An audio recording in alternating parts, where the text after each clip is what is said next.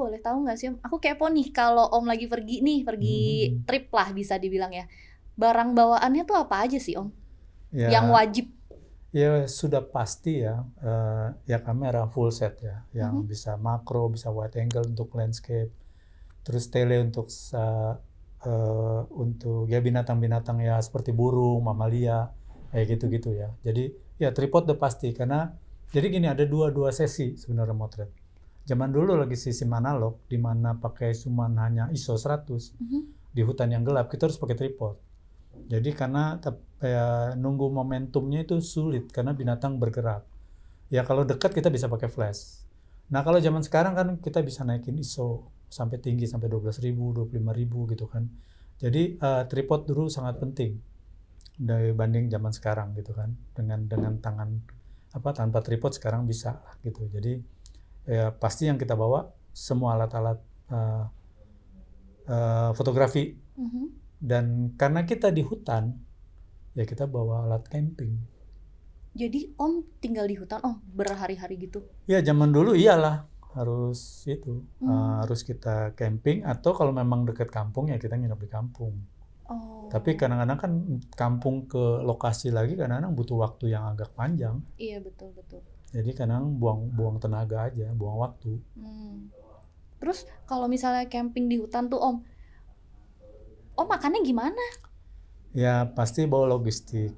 Bawa logistik. Kalau memang kita ada makanan tambahan misalnya kalau memang kita dekat dengan laut biasanya ya pasti kita mancing malamnya atau ya berburu enggak karena kan itu satwa yang kita cari. Oh, biar nggak takut ya mereka. Ya itu dia.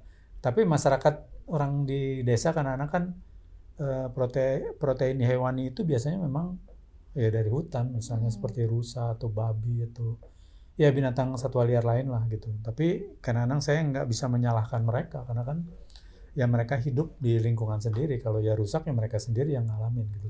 Iya. Om kalau pergi gitu berapa orang Om? Ya biasanya dari Jakarta sendiri.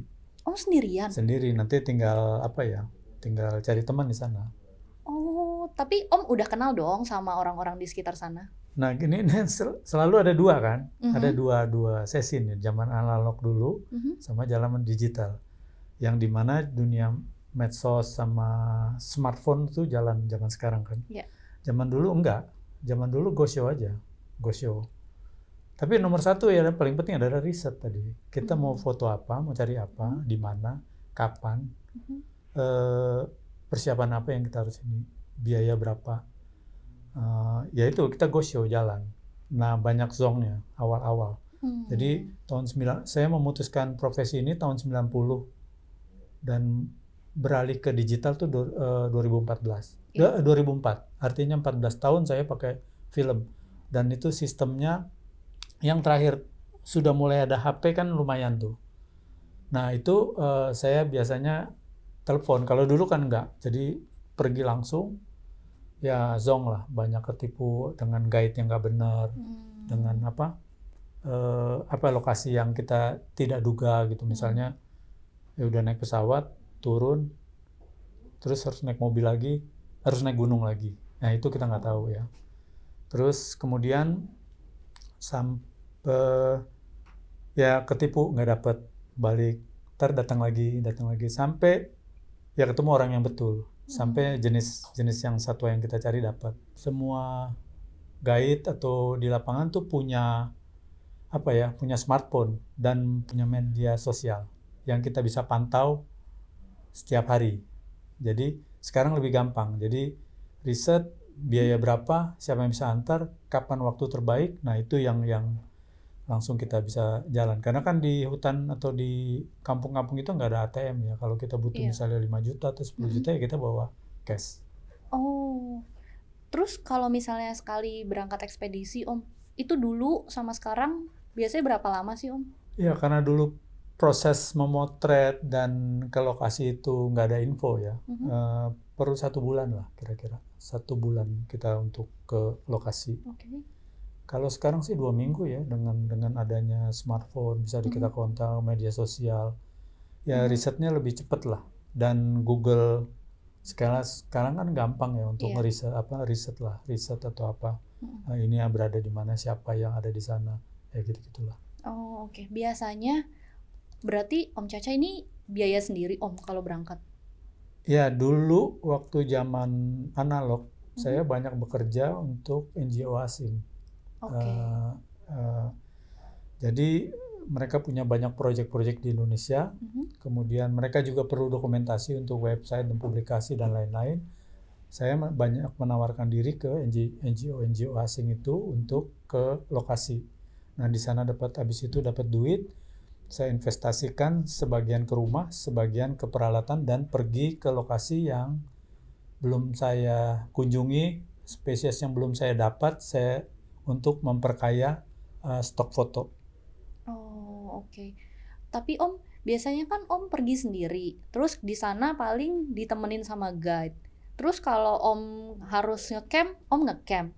Kadang kan ada yang harus manjat-manjat pohon. Iya nggak sih Om? Gitu. Iya, iya, ada beberapa Gimana? ya, misalnya gini, itu masalah konsep ya. Kalau kita misalnya eh, kejar mamalia, kemungkinan kan mamalianya di darat ya. Kita Mhm. cuman perlu ya rumah dari daun-daun gitu bikin atau tenda yang sekarang udah mulai ada tenda yang dibuka satu kali jadi gitu kan Mhm. seperti ya kelambu dan lain-lain ya. Ya misalnya dia di atas pohon, kita pengen dapat sejajar ya kita harus manjat. Ya artinya bawa tali temali. Ya dulu pernah saya bekerja bantu-bantu TV asing juga untuk yang bikin film dokumenter di Mhm. Indonesia. Nah itu banyak fasilitas.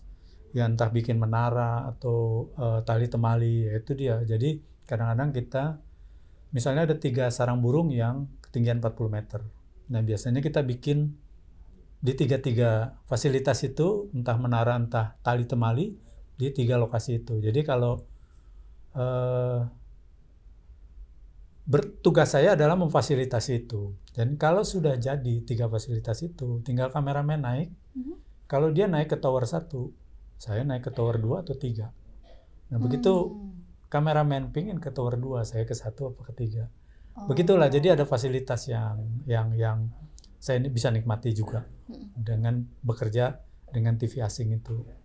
Berarti kalau waktu itu kan sama TV asing bahasanya Om dibantu lah ya. Iya, iya, iya. Kalau sekarang berarti Om bikin menaranya gitu sendiri, naik juga Iya, sendiri. mereka waktu itu masih meninggalkan ya di satu lokasi ya. Waktu itu di Mhm. Sulawesi Utara di Tanggoko ya. Mereka tinggalkan itu di Polhut dan itu bisa saya pakai. Hmm. Cuman kan ada biaya angkut orang yang Oke. harus angkut karena ini di hutan nih bawa scaffolding itu untuk Iya. disusun. Mhm. Disusun satu persatu, satu penggal, 2 penggal, terus disusun tarik dengan tali baja. Mhm. Kemudian ya kalau sudah siap ya udah tinggal naik. Nah kita cuman dapat dekat sekali jadi cuma 15 meter di depan sarang burung itu. Oh, oke. Burungnya nggak kabur Om waktu Om datang? Nah waktu pemasangan juga kan semua kan dia mengantar apa ya makanan untuk induk dan anak di dalam lubang ya. Nah dia datang-datang gitu kan jadi begitu dia lagi cari makan kita baru pasang satu-satu. Begitu burungnya datang untuk kasih makan kita berhenti. Itu cuman teknis aja sih. Oke, oke. Seru banget ya Sobat Halo Foto. Kita bisa ngecamp di hutan, tapi dapat hasil foto yang menarik-menarik banget. Kemudian, eh pernah nggak sih Om ini kan bahasanya keliling Indonesia. Ya. Dan Indonesia ini sebenarnya ada ribuan bahasa. Pernah nggak Om kebentur masalah bahasa? Enggak. Karena ya bahasa Indonesia tuh udah top banget lah. Oke. Pemersatu lah bahasa Indonesia. Jadi kampung manapun biasanya ada aja lah 1-2 orang yang bisa Mhm. bahasa Indonesia. Pasti mereka pernah kalau di gunung-gunung mereka pernah ke pantai. Nah pantai itu kan pusat perdagangan ya. Mhm. Jadi mereka tetap harus turun ke pantai dan 1-2 pasti ada yang bisa bahasa Indonesia. Jadi kita nggak terlalu khawatir lah dengan bahasa ya. Oke, oke. eh Om ini berarti udah 30 tahun ya Om Ya. memfoto satwa-satwa liar di Indonesia. Ada nggak sih Om sebenarnya satwa yang Om pengen foto banget dari dulu tapi sayangnya udah punah? Eh, Kalau dikatakan punah, ya seperti yang punah yang jelas ya harimau Bali, harimau Sumatera pasti, Mm-mm. harimau Jawa. Jawa.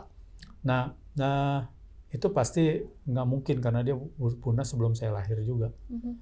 Terus sekarang masalahnya adalah banyak binatang yang belum saya dapat dan pingin, tapi itu sangat sulit karena mereka terancam ya.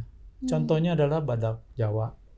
Jumlahnya sudah sedikit, hanya ada di suatu tempat di kawasan yang dimana kita perlu izin yang ketat untuk memotret badak Jawa itu.